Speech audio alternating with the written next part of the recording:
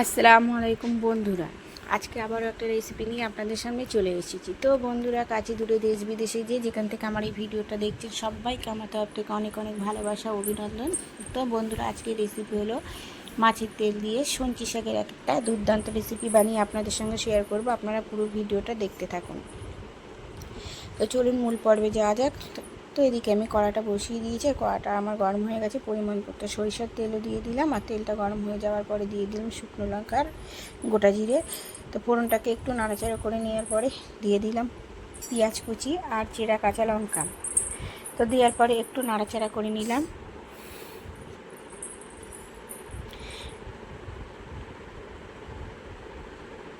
তো একটু নাড়াচাড়া করে নেওয়ার পরে দিয়ে দিলাম কেটে ধুয়ে পরিষ্কার করে রাখা আলুগুলোকে।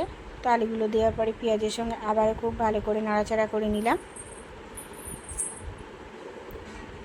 তো খুব ভালো করে নাড়াচাড়া করে নেওয়ার পরে এদিকে আমি মাছের তেলটাকে লবণ হলুদ মাখিয়ে রেখে হালকা করে ভেজে তুলে রেখেছিলাম, সেটাকে আমি আলুর মধ্যে দিয়ে দিলাম। আলুর সঙ্গে আবারও খুব ভালো করে ভাজা ভাজা করে নেব।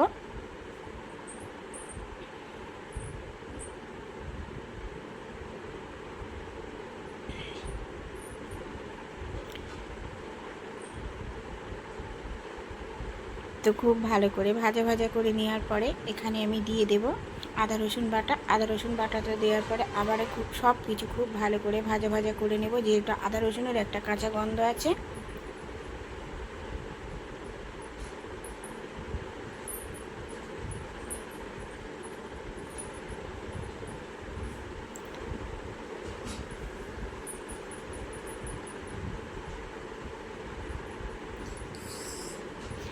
তারপরে দিয়ে দেব কিছু গুঁড়ো মশলা। গুঁড়ো মশলার মধ্যে প্রথমেই দিয়ে দিলাম হলুদ গুঁড়ো, জিরে গুঁড়ো, ধনে গুঁড়ো, আর কালারের জন্য দিয়ে দিলাম অল্প করে একটু কাশ্মীরি লঙ্কার গুঁড়ো।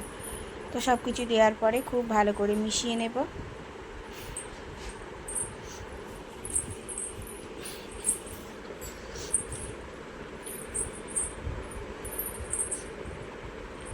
খুব ভালো করে মিশিয়ে নেওয়ার পরে এখানে দিয়ে দেব টমেটো কুচি।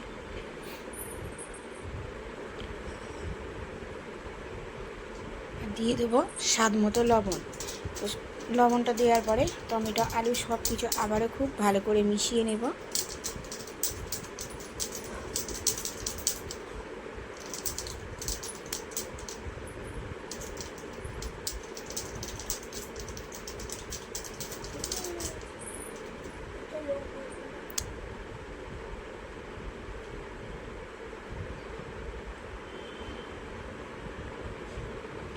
খুব ভালো করে মিশিয়ে নেওয়ার পরে এখানে অপর থেকে দিয়ে দিলাম এই যে সঞ্চি শাক।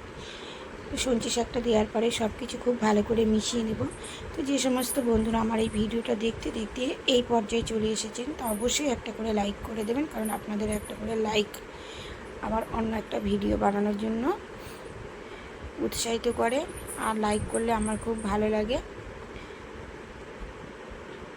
তো আমার পুরনো বন্ধুরা তো আমার ভিডিওটা দেখবেন, আর নতুন যে সমস্ত বন্ধুরা আমার এই রেসিপিটা দেখবেন তারা অবশ্যই অন্য বন্ধুদেরকে দেখার সুযোগ করে দেবেন, মানে শেয়ার করে দেবেন।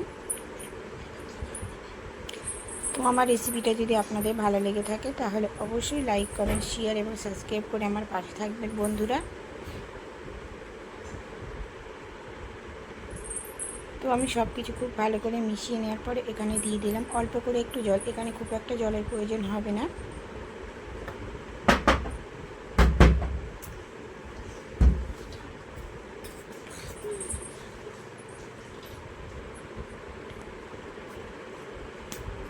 তারপর ওপর থেকে আমি দিয়ে দিলাম অল্প করে চিনি আর ধনেপাতা কুচি।